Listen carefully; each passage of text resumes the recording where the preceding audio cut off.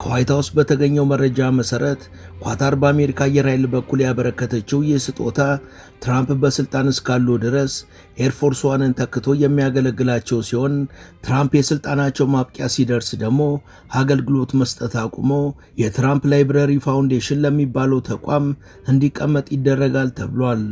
ትራምፕ $400 ሚሊዮን የሚያወጣው ይህ አይሮፕላን ያለምንም ወሮታ በነፃ የተበረከተ ነው ቢሉም በርካቶች ግን ከአሜሪካ ሕግ አንጻር እንዲሁም ማሟላት ካለበት መመዘኛዎችና ኤርፎርስ ዋን በመባል የሚጠራው የአሜሪካ ፕሬዝዳንቶች አይሮፕላን ካለው ግብአቶች አንጻር አዋጭ አይደለም ብለው ይሞግታሉ።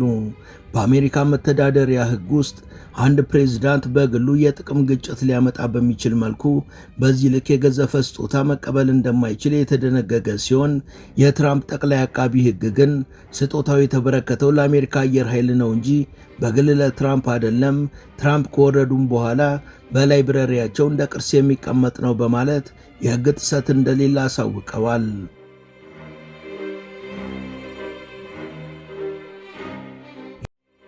ሙሉ ታሪኩን በመሿለኪያ ቲዩብ ያገኙታል።